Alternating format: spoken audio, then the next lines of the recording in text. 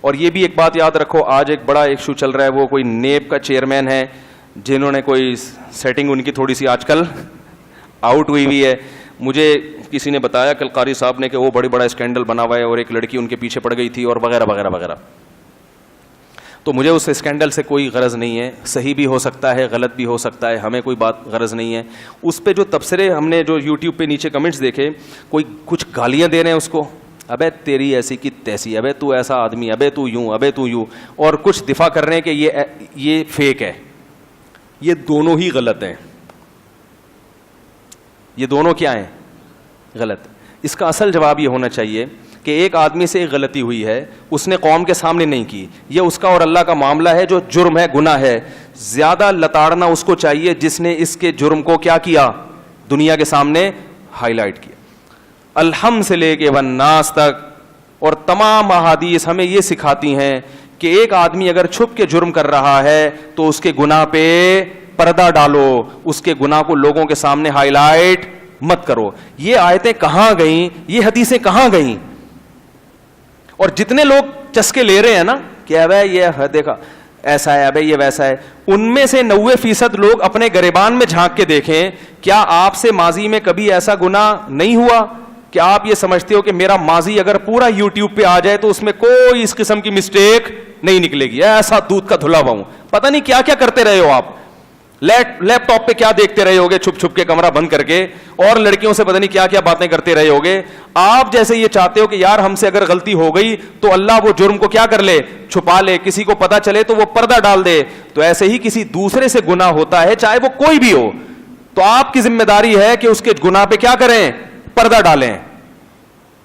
لوگوں کے تبصرے یہ بھی تھے کہ یہ تو اینٹی کرپشن ہے, یعنی اینٹی کرپشن کے لیے ہے نا یہ, تو جس آدمی کا کام کرپشن روکنا وہ خود کرپٹ ہو, تو ہم اس کے اس جرم کو ہائی لائٹ کر رہے ہیں تاکہ پتہ چلے کہ یہ آدمی کرپشن روکنے کے لائق بولو بھائی نہیں ہے. تو یاد رکھو کرپشن ایک الگ چیز ہے, اس قسم کی حرام کاریاں, ناجائز غلطی, میں اس لیے کہہ رہا ہوں کہ میں اس کو گناہ کو اپریشیٹ نہیں کر رہا کہ بہت اچھا کام کیا, یہ ہے ناجائز, یہ ہے حرام, یہ ہے غلط, لیکن یہ اس کا کرپشن سے تعلق بولو بھائی نہیں ہے.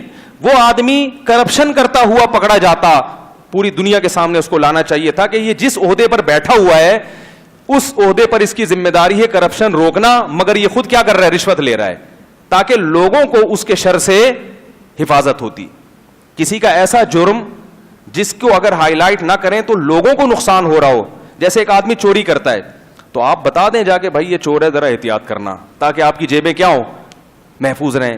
آپ نے کیا کیا, اس کی چوری کا بھی بتایا اور اس کے زنا کا بھی بتا دیا اور اس کے جناب اور کیا کیا کرتا رہے سب بتا دیا.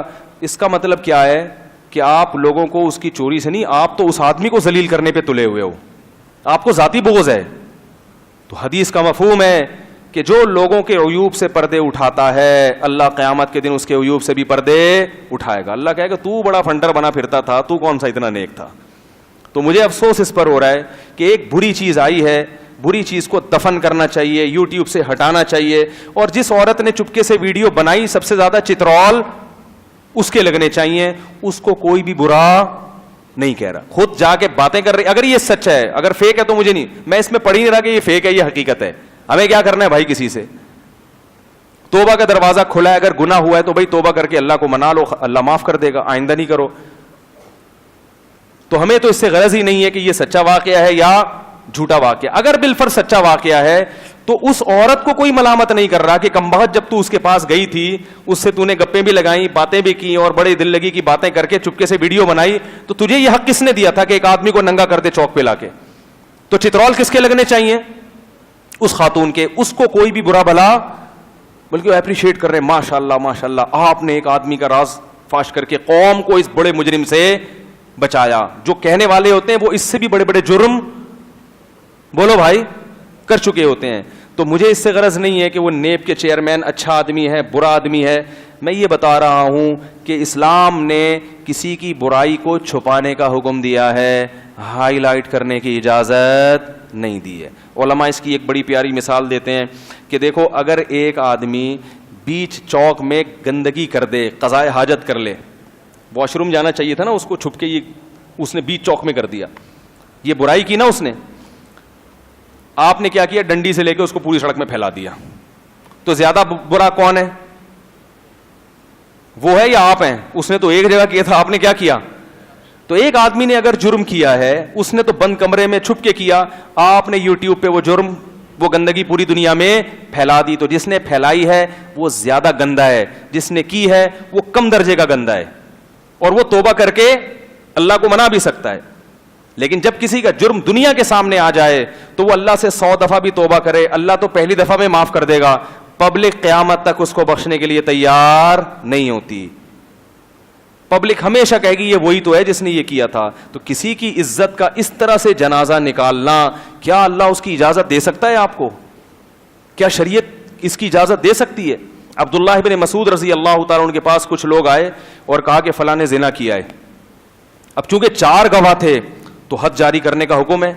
عبداللہ بن مسعود کو افسوس ہوا, فرمایا کہ تم اس کے جرم کو چھپا دیتے تو یہ زیادہ اچھا تھا. حالانکہ 4 گواہ ہونا, 4 آدمی زنا کرتے ہوئے دیکھیں تو ان کو شریعت نے اجازت دی ہے, اور 4 سے کم اگر ہو تو پھر تو اجازت بھی نہیں دی ہے کہ کیوں کسی کا راز فاش کر رہے ہو. 4 ہو تو اس لیے کہ بھئی تاکہ یہ معاشرے میں یہ برائی کیا ہو, ختم ہو. لیکن اس پہ بھی عبداللہ بن مسعود خوش نہیں ہوئے کہ کیا مل رہا ہے تمہیں اس آدمی کو سزا دلوا کے, چپکے سے اس کو سمجھا دیتے جا کے وہ توبہ کر لیتا.